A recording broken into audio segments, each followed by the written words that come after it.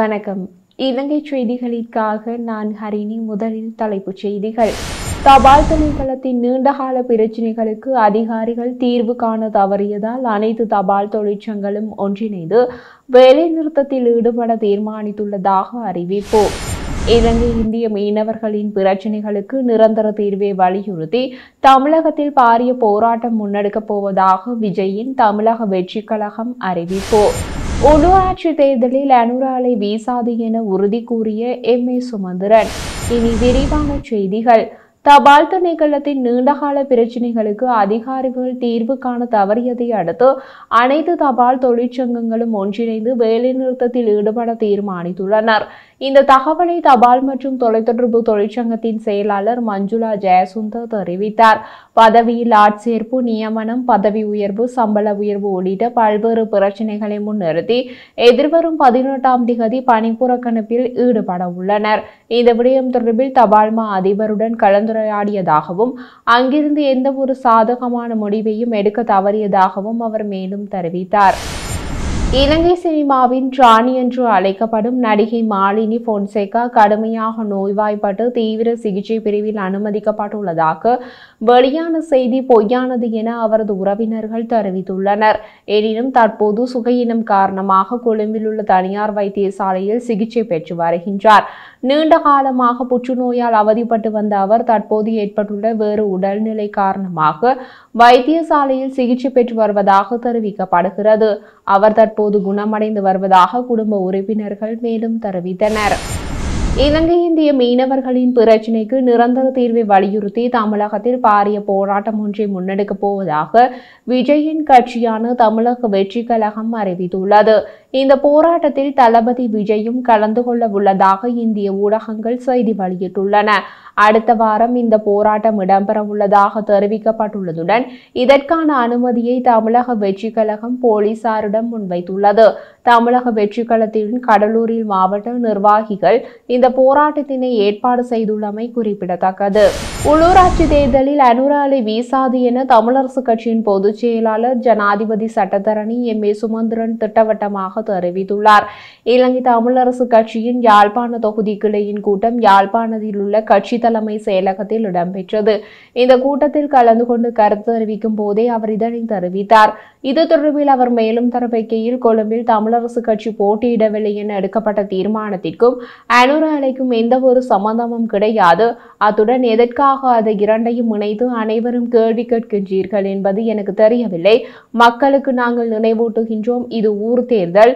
ஊர் தொடர்பில் கவனிக்கப்பட வேண்டிய விடயம். நாடு தொடர்பில் மக்கள் ஒரு தீர்மானத்தை எடுத்திருக்கலாம். ஆனால் இது ஊர் குறித்த விடயம் என்பதால் இதனை மக்களுக்கு நாங்கள் நினைவூட்டுகின்றோம் என அவர் தெரிவித்துள்ளார். பொதுபல சேனா அமைப்பின் பொதுச் செயலாளர் கலகுட அத்தே ஞானசேன தேரர் போன்றவர்கள் வெளியிடும் அறிக்கைகள் தீவிர கவனம் செலுத்த வேண்டியதில்லை. இருந்தாலும் தேவைப்பட்டால் அவரிடமிருந்து குற்றப்புலனாய்வு திணைக்களம் வாக்குமூலம் பதிவு செய்யும் என பொது பாதுகாப்பு அமைச்சர் ஆனந்த விஜயபால தெரிவித்துள்ளார். 2019ஆம் ஆண்டு ஏப்ரல் 21ஆம் தேதி இடம்பெற்ற ஈஸ்டர் ஞாயிறு பயங்கரவாத தாக்குதலின் மூளையாக செயல்பட்டவரை தமக்கு தெரியும் என அண்மையில் ஊடகங்களுக்கு கருத்து தெரிவித்த ஞானசேன தேரர் ஜனாதிபதி மற்றும் பாதுகாப்பு அமைச்சர் அனுரகுமாரவிற்கும் அது தொடர்பில் உரிய அதிகாரங்களுக்கும் அறிவிக்க உள்ளதாகவும் தெரிவித்தார். ஞானசார தேரரிடமிருந்து வாக்குமூலத்தை காவல்துறை அல்லது குற்றப்புலனாய்வு பிரிவினர் பதிவு செய்வார்களா என வினவிய போது அவ்வாறான அறிக்கைகள் தொடர்பில் தீவிர கவனம் செலுத்த வேண்டியதன் அவசியத்தை விஜயபால நிராகரித்தார். பல்வேறு நபர்கள் பேசும் முட்டாள்தனத்தை விவாதிப்பதில் அர்த்தமில்லை. ஈஸ்டர் ஞாயிறு பயங்கரவாத தாக்குதல் தொடர்பான முறையான விசாரணைகள் ஏற்கனவே சிஐடியால் நடத்தப்பட்டு வருகின்றன. தேவைப்பட்டால் ஞானசார தேரரிடமும் வாக்குமூலம் பதிவு செய்வார்கள் என்று தெரிவித்தார். அனுராதபுரம் மத்திய நுவரகம் மாகாண பிரதேச செயலாளர் பிரிவில் இம்மாத பருவமழை காலத்தில் சோளம் பயிரிட்ட விவசாயிகள் தமது அறுவடைக்கு உரிய விலை கிடைக்கவில்லை என கவலை தெரிவிக்கின்றனர். உற்பத்தி செலவை ஒப்பிடும்போது போதிய விற்பனை விலை இல்லாததால் இவர்கள் கடும் சிரமத்திற்கு ஆளாகியுள்ளனர். அறுவடை காலத்தில் தனியார் வியாபாரிகள் கூட்டாக சேர்ந்து மக்காச்சோளத்தை மிக குறைந்த விலைக்கு கொள்முதல் செய்வதில் ஆர்வம் காட்டுவதாகவும் விவசாயிகள் தெரிவிக்கின்றனர். அறுவடை முடிந்த உடனேயே வியாபாரிகள் ஈரமான தரமான சோள விதை கிலோ ஒன்றுக்கு 100 அல்லது 120 ரூபாய் மற்றும் 1 கிலோ உலர்ந்த விதைகளுக்கு 80 தொடக்கம் 90 கிடைப்பதாக கூறுகின்றனர். மக்காச்சோள அறுவடையை அந்த விலைக்கு விற்பனை செய்வதன் மூலம் தமது செலவுகளை கூட ஈடுகட்ட முடியாத நிலை ஏற்பட்டுள்ளதாக அவர்கள் சுட்டிக்காட்டுகின்றனர். 1988-1989 காலப்பகுதியில் படலந்த வீடமைப்பு திட்டத்தில் இடம்பெற்றதாக கூறப்படும் இளைஞர் படுகொலைகள் தொடர்பான ஜனாதிபதி விசாரணை ஆணைக்குழுவின் அறிக்கை இப்போது செய்திகளில் அடிபடுகிறது. அந்த விசாரணையின் கண்டுபிடிப்புகள் தொடர்பாக விசாரணை நடத்துமாறு லஞ்சம் ஊழல் மற்றும் வீண்விரயத்திற்கு எதிரான குடிமக்கள் அதிகாரம் என்ற சிவில் சமூக அமைப்பு குற்றப்புலனாய்வு திணைக்களத்தில் முறைப்பாடு செய்துள்ளது. சர்வதேச ஊடகம் ஒன்று அண்மையில் இடம்பெற்ற நேர்காணலை தொடர்ந்து முன்னாள் ஜனாதிபதி ரணில் விக்ரமசிங்கவிற்கு கொலைகளுடன் தொடர்பு இருப்பதாக கூறப்படுவது தொடர்பான ஜனாதிபதி விசாரணை ஆணைக்குழுவின் அறிக்கை மீண்டும் வெளிவந்துள்ளது. தி டெய்லி மார்னிங்கிடம் பேசிய சங்கத்தின் தலைவர் கமந்து துஷார 1988 தொடக்கம் 1989 காலப்பகுதியில் ஜேவிபி ஸ்தாபகர் ரோஹண விஜயவீர உட்பட 60,000 உயிர்கள் கொல்லப்பட்டதாக கூறினார். இந்த 60,000 கொலைகளில் பெரும்பாலானவை படலந்த வீட்டு திட்டத்தில் நடந்ததாக கூறப்படுகிறது.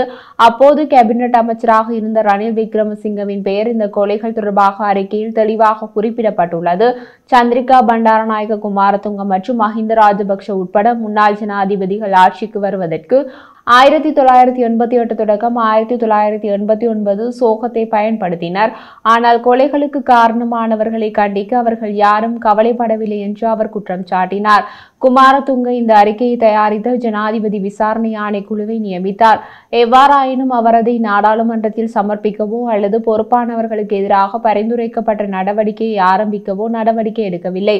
துஷாரா மேலும் பேசுகையில், தற்போது ஜேவிபி தலைமையிலான அரசாங்கம் ஆட்சியில் இருப்பதால் 1988 தொடக்கம் 1989 காலப்பகுதியில் இடம்பெற்றதாக கூறப்படும் கொலைகள் குறித்து விசாரணைகள் செய்து விக்ரமசிங்க உள்ளிட்டவர்களுக்கு எதிராக சட்ட நடவடிக்கை எடுக்க வேண்டிய கடமை ஜனாதிபதி அனுரகுமாரவுக்கும் சம்பந்தப்பட்ட அதிகாரிகளுக்கும் உள்ளது. குறித்த அறிக்கையை நாடாளுமன்றத்தில் சமர்ப்பிக்க தேவையான நடவடிக்கை எடுக்குமாறு கோரி ஜனாதிபதி செயலகத்திடம் கடிதம் ஒன்றை கையளித்துள்ளதாகவும் அவர் கூறினார். படலண்ட கொலைகள் என்பது அரசியல் அமைதியின்மை காலமான 1988-1989 காலப்பகுதியில் படலண்டா வீட்டு திட்டத்தில் இடம்பெற்றதாக கூறப்படும் சட்டத்திற்கு புறம்பான கொலைகள் மற்றும் மனித உரிமை மீறல்களை குறிக்கிறது. இலங்கையின் தெற்கில் நடந்த இரண்டாவது கிளர்ச்சியை அப்போதைய அரசாங்கத்தின் ஒடுக்குமுறையின் போது ஜேவிபியினர் சந்தேகத்திற்குரிய உறுப்பினர்களை குறிவைத்து அங்கு அதிகாரப்பூர்வமற்ற தடுப்பு மற்றும் சித்திரவதை மையம் செயல்பட்டதாக நம்பப்படுகிறது. 6 பேர் கொண்ட இலங்கையின் குத்துச்சண்டை அணி 3 அதிகாரங்களுடன் சேர்ந்து மார்ச் 8ஆம் தேதி சர்வதேச போட்டியில் கலந்து கொள்வதற்காக செர்பியா நாட்டிற்கு செல்லவிருந்தது.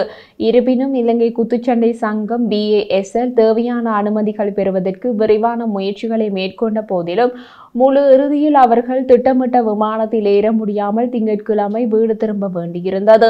இலங்கையில் செர்பியா தூதரகம் இல்லாததால் விசா நடைமுறையில் ஒரு முக்கிய சவாலானது. இந்தியாவில் புதுடெல்லியில் உள்ள செர்பியா தூதரகத்தின் மூலம் அனைத்து விண்ணப்பங்களும் செயலாக்கப்பட வேண்டும்.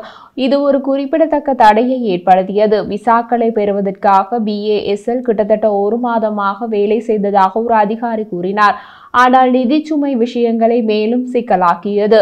சங்கத்திற்கு சுமார் பயண மற்றும் தங்குமிட செலவுகளுக்காக 8 மில்லியன் ரூபாய் தேவைப்பட்டது.